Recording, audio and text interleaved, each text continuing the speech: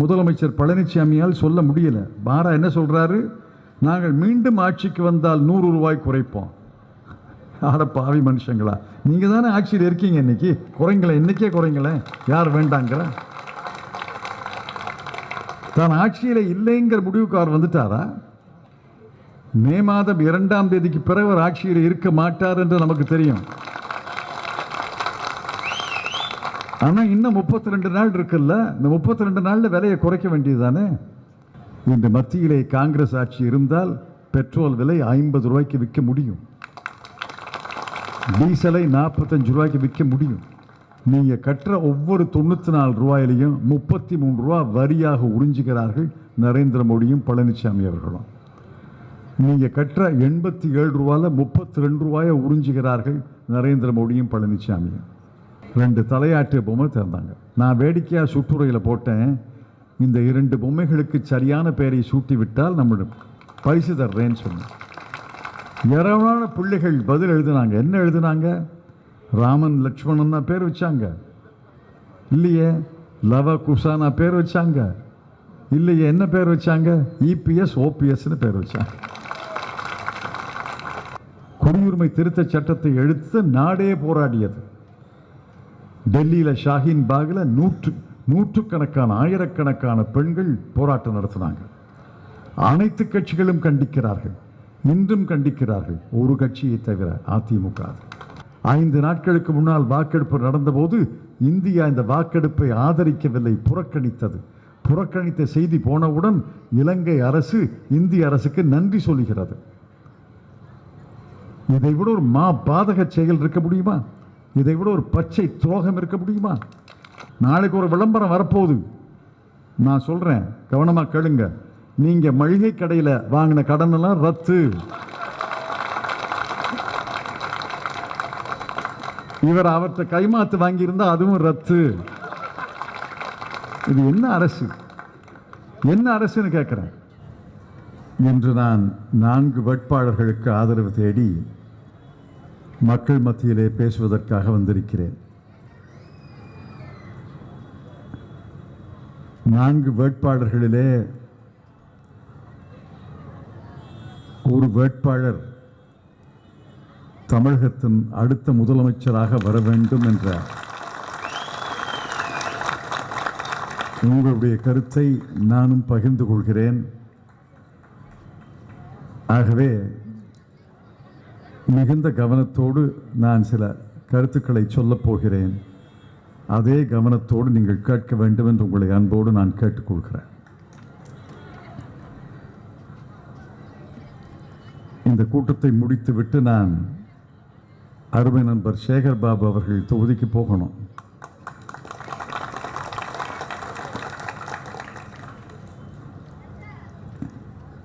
பத்து ஆண்டு காலமாக தமிழ்நாட்டிலே ஒரு ஆட்சி நடைபெற்று வருகிறது.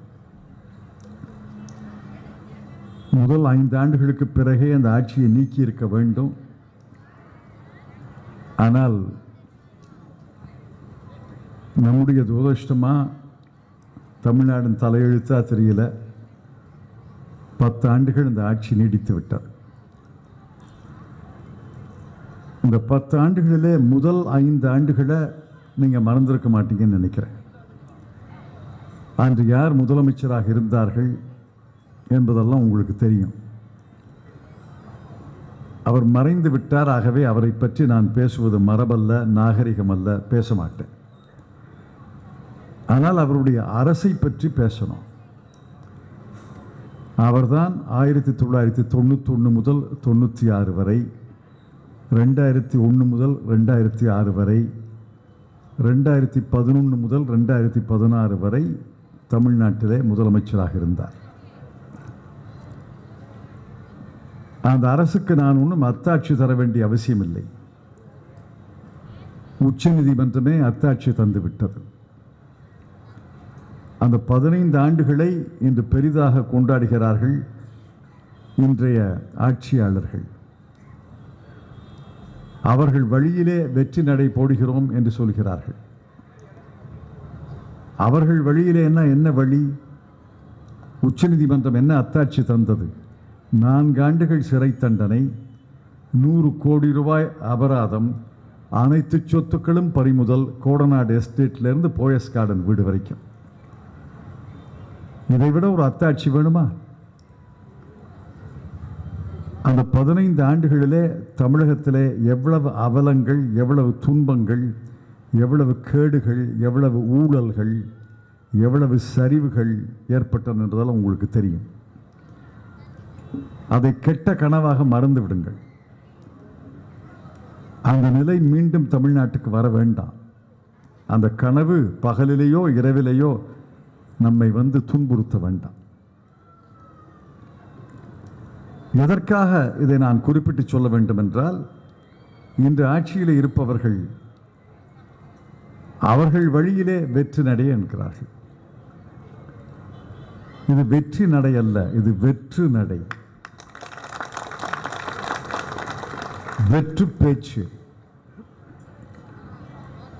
வெற்று பேச்சுக்கு பல உதாரணங்களை நான் சொல்கிறேன்.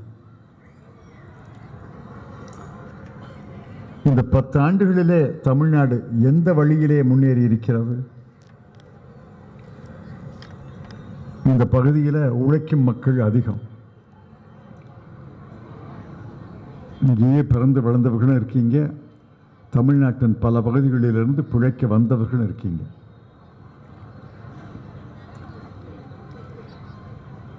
அன்று வேலை பார்த்தால்தான் குடும்பத்தை நடத்த முடியும் என்ற நிலை தான் பலருக்கு. எந்த வழியிலே தமிழ்நாடு உயர்ந்திருக்கிறது? விவசாயிகள் வாழ்க்கையிலே உயர்வு ஏற்பட்டிருக்கிறதா? விவசாயிகளுக்கு இடுபொருள் விலை குறைந்திருக்கிறதா? உர விலை குறைந்திருக்கிறதா? பூச்சி மருந்து விலை குறைந்திருக்கிறதா? விதை விலை குறைந்திருக்கிறதா? இல்லை அவர்கள் விளைவிக்கும் பொருள்களுக்கு விலை கூடியிருக்கிறதா? நெல்லை விளைவிக்கிறார்கள், கரும்பை விளைவிக்கிறார்கள், அதற்கு விலை கூடியிருக்கா? ஆக எந்த வகையிலையும் விவசாயிகளுடைய வாழ்வு உயரவில்லை. அதே போல மற்ற உழைக்கும் மக்களுடைய வாழ்க்கை உயர்ந்திருக்கிறதா?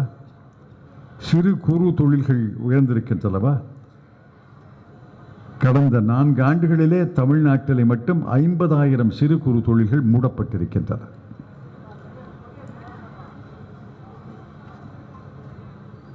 ஏறத்தாழ 2.5 லட்சம் பேர் வேலை இழந்திருக்கிறார்கள். படித்த இளைஞர்களுக்கு வேலை கிடைத்திருக்கிறதா? படிக்க வேண்டும் என்ற எண்ணம் உள்ள ஏழை எளிய குடும்பங்களுக்கு கல்வி கடன் கிடைக்கிறதா? வங்கியில் இன்னைக்கு நகைக்கடன் கிடைக்குமா? எந்த வகையிலேயும் இந்த 10 ஆண்டுகளிலே தமிழ்நாடு முன்னேறியதாக சொல்ல முடியாது. எடப்பாடி பழனிசாமி அவர்களும் சொல்வது கிடையாது. மீண்டும் ஆட்சிக்கு வந்தால் எதை செய்வோம் என்று சொல்கிறார்களே ஒழிய, இந்த 5 ஆண்டு காலம் அவர் முதலமைச்சராக இருந்த காலத்தில் என்ன செய்தார் என்று சொல்ல முடியல.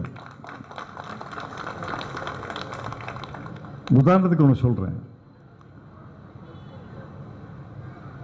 கச்சா எண்ணெய் விலை நாங்கள் ஆட்சியில் இருந்தபோது, நான் நிதியமைச்சராக இருந்தபோது பீப்பாய்க்கு விலை $105. $105 கச்சா எண்ணெய். அதிலிருந்து தான் பெட்ரோல் வருது, டீசல் வருது, சமையல் கேஸும் அந்த எரிவாயும் அந்த கிணத்துலேருந்து தான் வருது. ஒரே கிணத்துல தான் 3 வருது. கச்சா எண்ணெய் விலை பீப்பாய் $105. அந்த நேரத்தில் நம்முடைய அரசு பெட்ரோல் ₹60, டீசல் ₹55, சமையல் கேஸ் சிலிண்டர் ₹410. மறந்து போயிருக்கு பல பேருக்கு. சமையல் கேஸ் சிலிண்டர் ₹410. இன்று கச்சா எண்ணெய் விலை கூடல, குறைஞ்சிருக்கு. இன்று காலையில் கச்சா எண்ணெய் விலை $70 பீப்பாய்க்கு. $105லேருந்து $70 தான். சில மாதங்களுக்கு முன்னால் $40 இருந்துச்சு, இப்போ மறுபடியும் $70 வந்திருக்கு. 105ஓடு ஒப்பிட்டு பார்த்தா 3ல் ஒரு பங்கு குறையுது. இது எளிமையான கணக்கு. கச்சா எண்ணெய் விலை குறைந்தா பெட்ரோல் விலை கூடுமா குறையுமா? டீசல் விலை கூடுமா குறையுமா?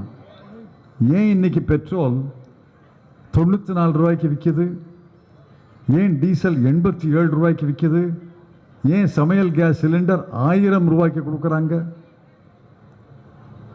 இந்த கேள்விக்கு முதலமைச்சர் பழனிசாமியால் சொல்ல முடியல. பாரா என்ன சொல்றாரு? நாங்கள் மீண்டும் ஆட்சிக்கு வந்தால் 100 ரூபாய் குறைப்போம். ஆட பாவி மனுஷங்களா, நீங்க தானே ஆட்சியில் இருக்கீங்க, இன்னைக்கு குறைங்களேன், இன்னைக்கே குறைங்களேன். யார் வேண்டாங்கிற? தான் ஆட்சியில் இல்லைங்கிற முடிவுக்கு அவர் வந்துட்டாரா? மே மாதம் 2ஆம் தேதிக்கு பிறகு அவர் ஆட்சியில் இருக்க மாட்டார் என்று நமக்கு தெரியும். ஆனா இன்னும் 32 நாள் இருக்குல்ல, இந்த 32 நாள்ல விலையை குறைக்க வேண்டியது தானே?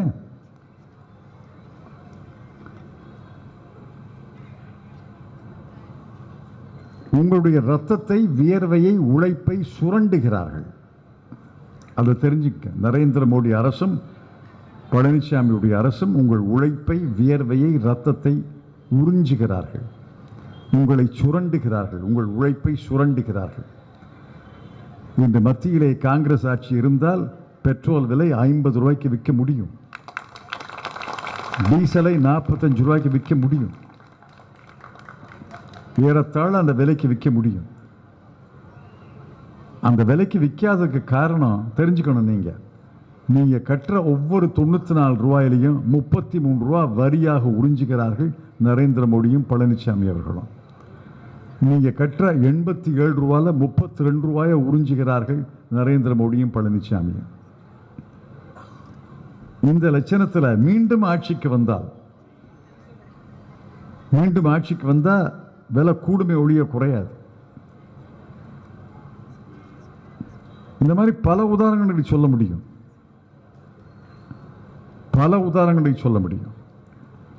இதுல வேடிக்கை என்னன்னா, தமிழ்நாடு அரசு தமிழக மக்களுடைய நலனை சிந்தித்து சுயமாக சிந்தித்து நடப்பது கிடையாது. நாங்கள் இந்த மேடையில் இருக்கிறோம், துணிவாக மத்திய அரசை விமர்சிக்கிறோம் என்றால் மடியில கனம் கிடையாது, வழியில பயம் கிடையாது.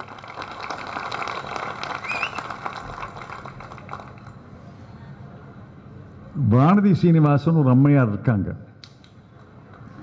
பாரதிய ஜனதா கட்சியுடைய மூத்த தலைவர், கோயம்புத்தூர் தெற்குல வேட்பாளராக நிற்கிறாங்க. உள்துறை அமைச்சர் அமித்ஷா வந்தபோது ஒரு பரிசு தந்தாங்க. தாம்பாளத்தில் பார்த்துருப்பீங்க. என்ன பரிசு தந்தாங்க?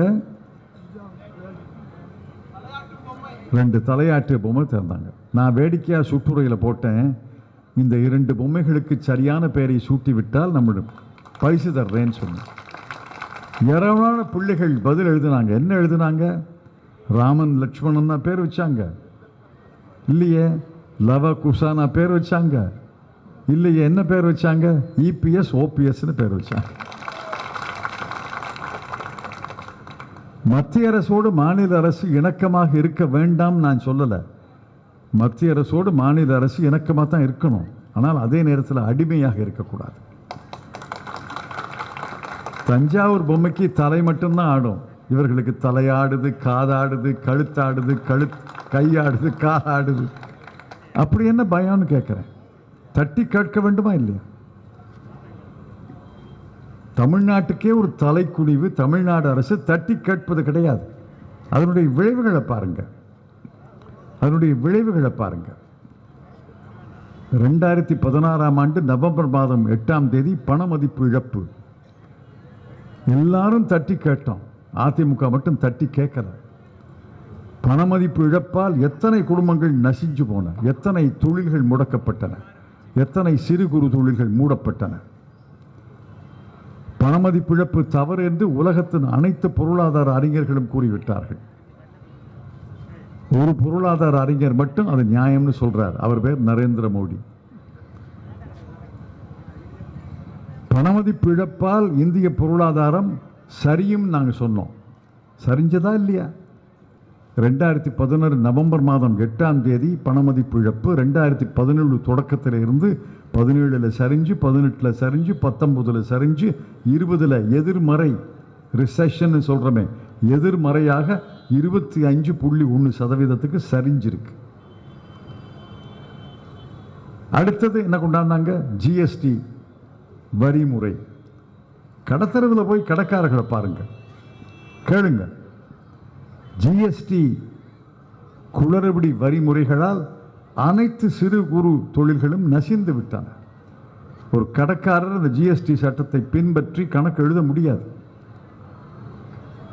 டெல்லி உயர்நீதிமன்றத்தில் ஒரு வழக்கு நடக்கிறது. ஜிஎஸ்டி சட்டம் ஆங்கில மொழியில தான் மூலம் இருக்கிறது. ஆங்கில மொழி சட்டத்தை, ஆங்கில மொழியில் எழுதப்பட்ட சட்டத்தை வழக்கறிஞர் நீதிபதிக்கு படிக்கிறாரு. நீதிபதி அதை படிக்கிறாரு, மறுபடியும் படிக்கிறாரு, மறுபடியும் படிக்கிறாரு. படிச்சுவிட்டு கேட்குறாரு, இது ஆங்கிலத்தில் தானே எழுதப்பட்டிருக்கு, எனக்கு புரியலையே, வேற மொழியில் சொல்லுங்கிறார். ஆங்கிலத்தில் எழுதிய சட்டத்தை ஆங்கிலம் தெரிந்த நீதிபதி, ஆங்கிலம் தெரிந்த வழக்கறிஞர் எடுத்து சொல்லும் போது புரியல. இந்த சட்டத்தினுடைய மொழியாக்கம் தமிழில் கிடையாது, தெலுங்கில் கிடையாது, மலையாளத்தில் கிடையாது, வங்காளத்தில் கிடையாது. அப்போ கடையில் இருக்கவங்க, சிறு குறு தொழில் நடத்துவவங்க, ஆங்கிலம் தெரியாதவர்கள், ஆங்கிலத்தில் மூலத்தையே புரிந்து கொள்ள முடியாத உயர்நீதிமன்றி எப்படி எங்களுக்கு புரியும்? எப்படி புரிஞ்சு அந்த சட்டத்துக்கு கட்டுப்பட்டு நடப்பது? இதை அனைத்து கட்சிகளும் தட்டி கேட்டார்கள். நாடாளுமன்றத்தில் நான் எழுந்து சொன்னேன், இந்த சட்டத்தை கொண்டு வராதீர்கள், இது தவறான சட்டம். ஜிஎஸ்டி வரி முறை சரி, நீங்க கொண்டு வந்த சட்டத்தில் ஏராளமான குளறுபடிகள் இருக்கின்றன, இது இந்திய பொருளாதாரத்தை பாதிக்கும்னு சொன்னேன். கேட்கலையே. தட்டி கேட்காத ஒரு கட்சி அண்ணா திராவிட முன்னேற்ற கழகம்.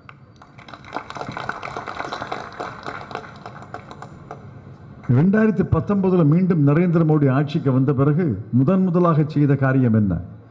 ஜம்மு காஷ்மீர் மாநிலத்தை இரண்டாக பிளந்து ஒரு மாநில அந்தஸ்துள்ள மாநிலத்தை 2 யூனியன் பிரதேசமாக மாற்றினார்கள்.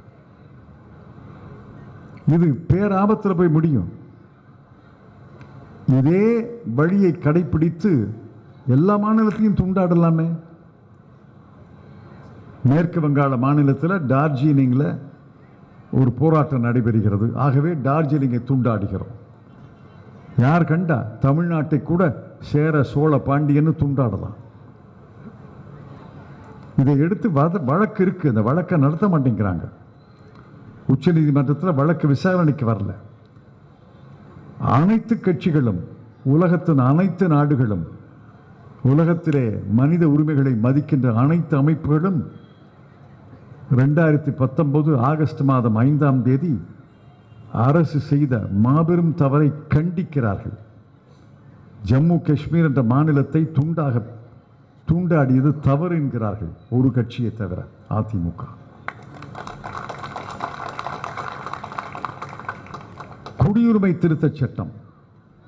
இந்த பகுதியில் எல்லா மக்களும் ஒன்றாக வாழ்கிறார்கள். இந்து வேறு கிறிஸ்துவன் வேறு அல்ல, இந்து வேறு முஸ்லிம் வேறு அல்ல. இந்துவுடைய தோலை கீர்னாலும் சிவப்பு ரத்தம் தான், முஸ்லிமுடைய தோலை கீர்னாலும் சிவப்பு ரத்தம் தான், கிறிஸ்துவனுடைய தோலை கீர்னாலும் சிவப்பு ரத்தம் தான். ஒருத்தருக்கு சிவப்பு ரத்தம், ஒருத்தருக்கு கருப்பு ரத்தம், ஒருத்தருக்கு பச்சை ரத்தம் கிடையாது. எல்லாருக்கும் மனம் இருக்கிறது, அறிவு இருக்கிறது, என்சான் உடம்பு இருக்கிறது, உண்ண வேண்டும், உறங்க வேண்டும், குடும்பம் நடத்த வேண்டும், குடும்பம் வளம் பெற வேண்டும், குழந்தைகள் படிக்க வேண்டும், வேலைக்கு போகணும். எல்லாருக்கும் இருக்கிற ஆசை தான் எல்லாருக்கும் இருக்கு. குடியுரிமை திருத்த சட்டம் என்று ஒரு பொல்லாத சட்டத்தை கொண்டு வந்து முஸ்லிம்களை, கிறிஸ்துவர்களை அச்சுறுத்துகிறார்கள். உள்துறை அமைச்சர் அவர்களை பார்த்து நீங்கள் கரையான்கள் என்கிறார், தூக்கி எறிவோம் என்கிறார். எந்த கடலில் தூக்கி எறிவீங்கன்னு நான் கேட்டேன். இந்து மகா சமுத்திரத்திலையா, வங்கக்குடா கடல்லையா, அரேபியன் கடல்லையா, எந்த கடலில் தூக்கி எறிவீங்க? யார் உங்களுக்கு இந்த அதிகாரத்தை தந்தது? குடியுரிமை திருத்த சட்டத்தை எடுத்து நாடே போராடியது. டெல்லியில் ஷாஹீன் பாகில் நூற்றுக்கணக்கான, ஆயிரக்கணக்கான பெண்கள் போராட்டம் நடத்தினாங்க. அனைத்து கட்சிகளும் கண்டிக்கிறார்கள், இன்றும் கண்டிக்கிறார்கள், ஒரு கட்சியை தவிர அதிமுக. 20 ஆண்டு காலமாக இலங்கையில் வாழ்கிற தமிழர்களுக்கு சொல்லலாத துன்பங்கள், இன்னல்களை, மனித உரிமைகளை மீறி இருக்கிறாங்க.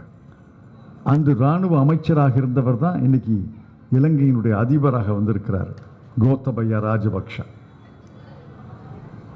உலக நாடுகள் அனைத்தும் இந்த மனித உரிமை மீறல்களை பற்றி விசாரணை நடத்த வேண்டும்.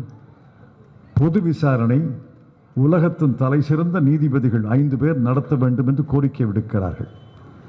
ஐநா மனித உரிமைகள் அமைப்பில் ஒரு தீர்மானத்தை கொண்டாடுறாங்க. அந்த தீர்மானத்தில் இலங்கையை கண்டித்து விசாரணை வேண்டும், தமிழ் மக்களுக்கு நிவாரணம் அளிக்க வேண்டும் என்கிறார்கள். அனைத்து இந்திய அரசியல் கட்சிகளும், குறிப்பாக தமிழ்நாட்டில் உள்ள அனைத்து எதிர்க்கட்சிகளும் இந்திய அரசை பார்த்து இந்த தீர்மானத்தை ஆதரித்து நீங்கள் வாக்களிக்க வேண்டும் என்கிறார்கள்.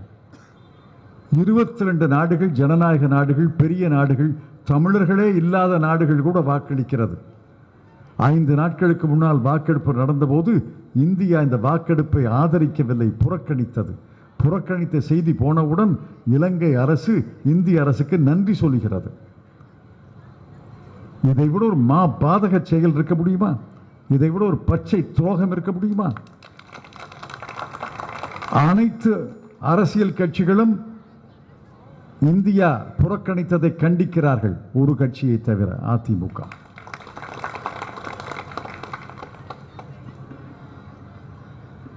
நாளை மறுநாள் சேலத்தில் பிரதமரும் முதலமைச்சரும் துணை முதலமைச்சரும் ஒரே மேடையிலே தோன்றப் போகிறார்கள். மகிழ்ச்சி. அந்த மேடையிலே தமிழ் மொழி, தமிழ் இனத்தை, தமிழ் கலாச்சாரத்தை, தமிழன் என்று ஒரு இனம் உண்டு, அவனுக்கென்று ஒரு குணம் உண்டு என்பதை நிலைநாட்டுவதற்காக தமிழ்நாடு முதலமைச்சர் 3 விஷயங்களை எழுப்ப வேண்டும். அதற்கு மோடி அவர்கள் பதில் சொல்ல வைக்க வேண்டும் என்று நான் கேட்டுக்கொள்கிறேன். முதல் கேள்வி அவர் கேட்க வேண்டியது, இலங்கை தமிழர்கள் மீது இவ்வளவு இன்னல்கள், இவ்வளவு மனித உரிமை மீறல்கள் நடந்திருக்கிறவே, அதை தமிழ்நாடு மக்கள், 8.5 கோடி தமிழக மக்களும் கண்டிக்கிறார்கள். அந்த தீர்மானத்தை ஏன் நீங்கள் ஆதரிக்கவில்லை என்று கேட்க வேண்டும். அதற்கு மோடி பதில் சொல்ல வேண்டும்.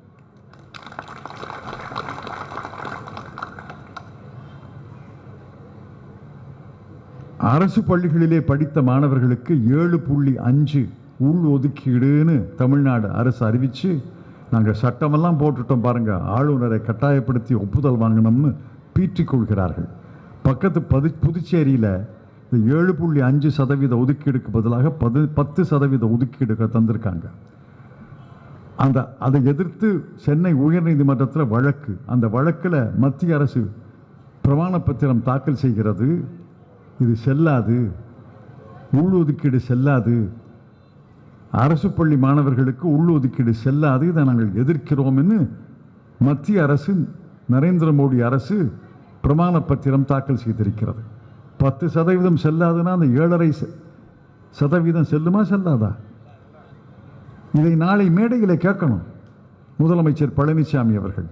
ஐயா, நான் தமிழ்நாடு முதலமைச்சர், பக்கத்தில் புதுச்சேரியில் 10% செல்லாது என்று உங்கள் அரசு பிரமாண பத்திரம் தாக்கல் செய்திருக்கிறதே, எங்களுடைய 7.5% கதி என்ன? அது செல்லும்னு சொல்லுங்க. செல்லாதுன்னு பிரமாண பத்திரம் தாக்கல் செய்ததை விலக்கிக் கொள்ளுங்கள்.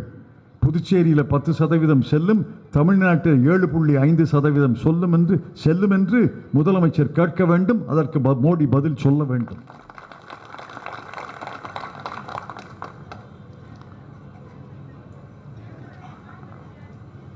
இன்னைக்கு சொல்றாரு எடப்பாடி பழனிசாமி, நாங்கள் மீண்டும் ஆட்சிக்கு வந்தால் குடியுரிமை சட்டத்தை, திருத்தச் சட்டத்தை விலக்கிக் கொள்ள சொல்வோம். நீங்க சொல்றது உண்மையா இல்லையாங்கிறத 2 நாள்ல சோதிச்சு பார்த்துடலாமே. சேலம் மேடையிலே எழுந்து சொல்லுங்கள், குடியுரிமை திருத்தச் சட்டம் தவறு, இந்துக்களுக்கும் முஸ்லிம்களுக்கும் இடையே, இந்துக்களுக்கும் கிறிஸ்துவர்களுக்கும் இடையே பேதத்தை வளர்க்கிறது, மத கலவரத்தை பெருக்குகிறது, வடநாடு கலவர பூமியாக மாறியிருக்கிறது, அசாம், மேற்கு வங்காளம் எல்லாம் கொந்தளிக்கின்றன.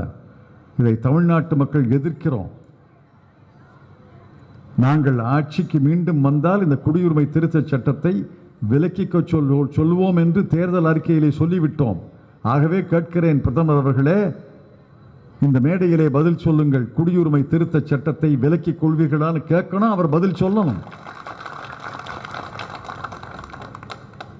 3ஐயும் கேட்டார்னா டாக்டர் சுப்பராயன், ஓமந்தூர் ராமசாமி ரெட்டியார், PS குமாரசுவாமி ராஜா, ராஜாஜி, பெருந்தலைவர் காமராஜர், பேரறிஞர் அண்ணா, முத்தமிழ் வித்தகர் கலைஞருடைய நாற்காலியில் அவர் உட்காருவதற்கு தகுதி படைத்தவர்னு ஒப்புக்கொள்ளலாம்.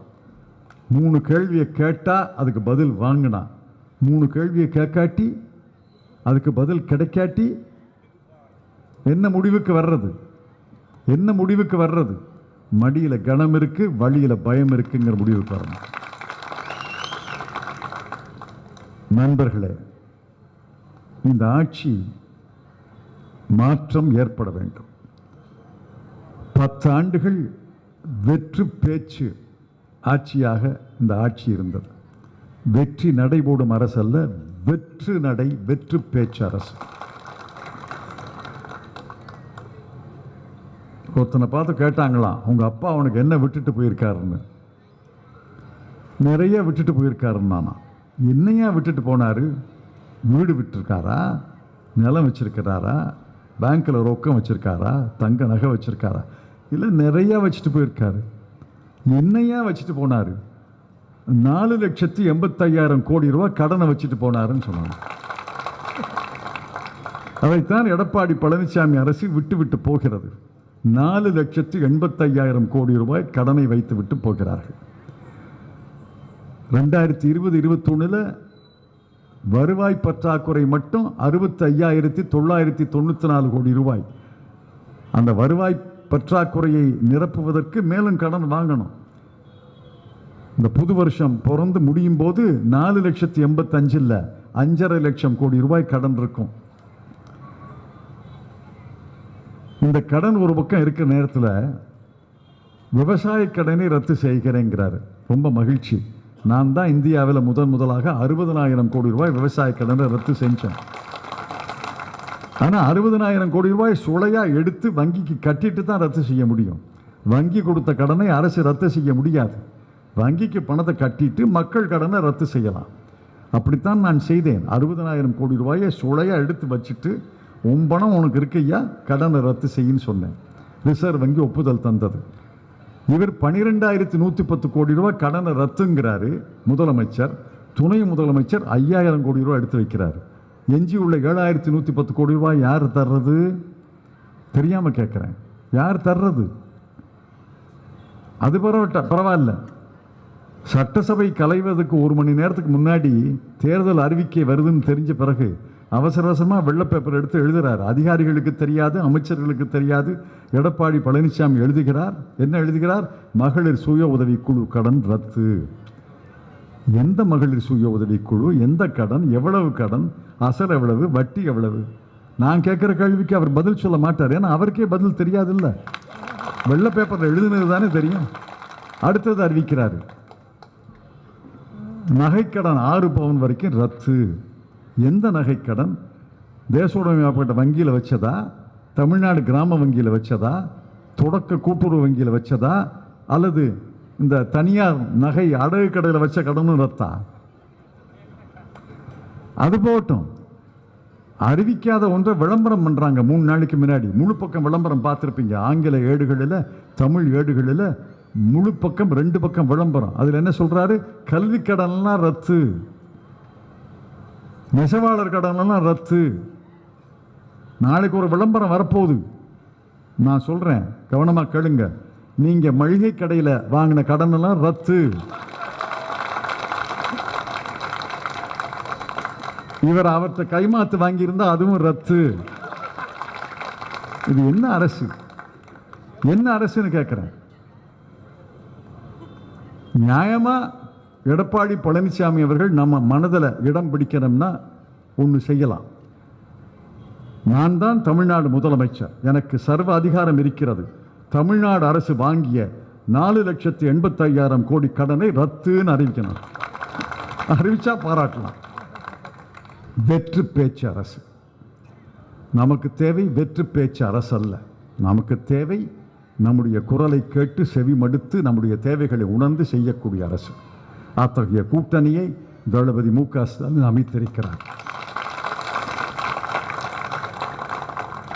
திருவள்ளுவர் என்ன சொன்னாரு? வினை வலியும் தன் வலியும் மாற்றான் வலியும் துணை வலியும் தூக்கிச் செயல். வினை இருக்கட்டும், விதி அது இருப்படி இருக்கட்டும். தன் வலி மு.க. ஸ்டாலினுக்கு தன் வலி திராவிட முன்னேற்ற கழகத்தின் வலிமை தெரிகிறது. மாற்றான் வலி பாரதிய ஜனதா கட்சி, அதிமுக அவர்களுக்கு என்ன வலிமை இருக்கிறது? பண வலிமை இருக்கிறது, அதிகார வலிமை இருக்கிறது. பண பலமும் அதிகார பலமும் இருக்கிறது. தேர்தலில் வெற்றி பெறுவது என்பது நமக்கு தெரியும், தேர்தலிலே தோல்வி அடைவது என்பது நமக்கு தெரியும். தேர்தலை திருடிக் கொள்வது பாரதிய ஜனதா கட்சிக்கு மட்டுமே தெரிஞ்சது. அதை பற்றி கடைசியாக சொல்கிறேன். ஆக தன் வலியும் தெரியும் தளபதி மு.க. ஸ்டாலினுக்கு. மாற்றான் வலி பண வலிமை, அதிகார வலிமை, துணை வலிமை.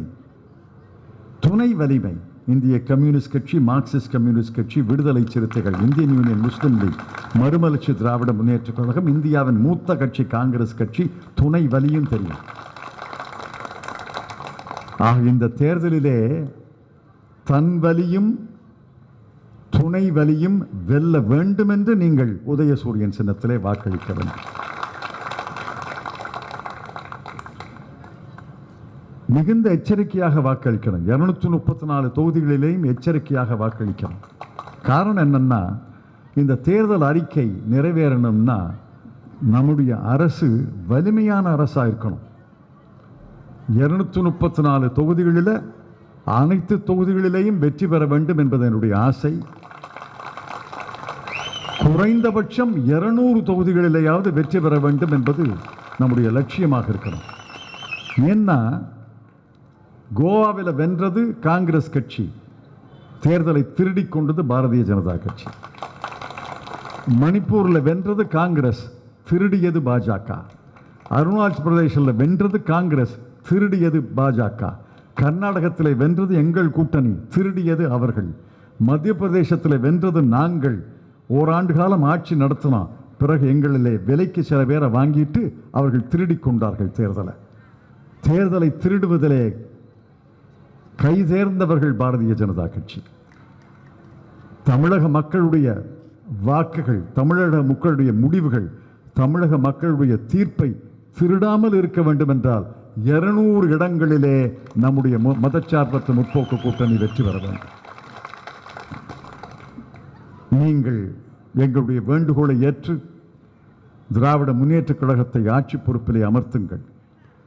மு.க. ஸ்டாலின் அவர்களை தமிழ்நாட்டின் முதலமைச்சராக அரியணையிலே அமர்த்துங்கள்.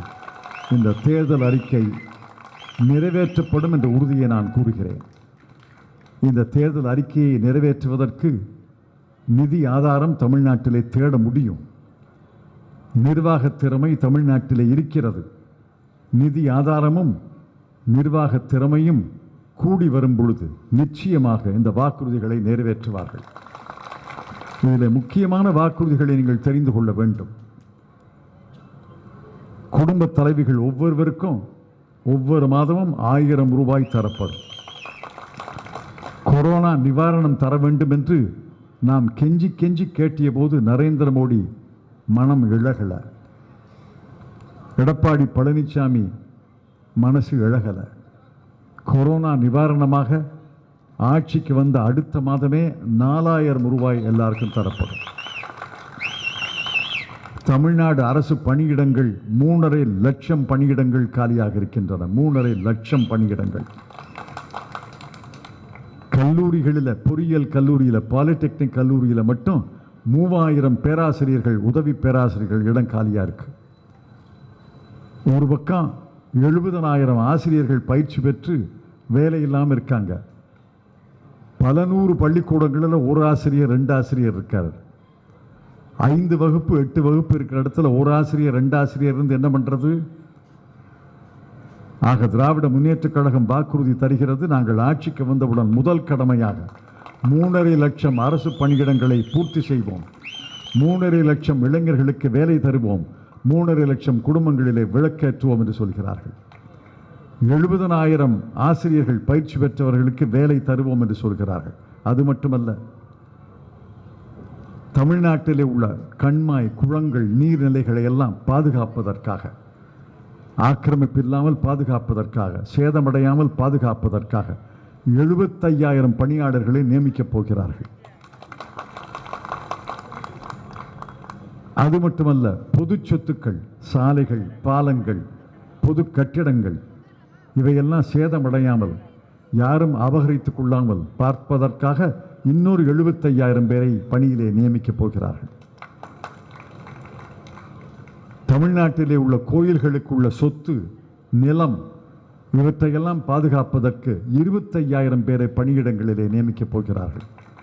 ஆக 1,75,000 பேருக்கு வேலைகள் தயாராகி கொண்டிருக்கின்றன. இதையெல்லாம் செய்ய வேண்டும் என்றால் நம்முடைய அரசு வர வேண்டும். நம்முடைய அரசு வலிமையான அரசாக வர வேண்டும்.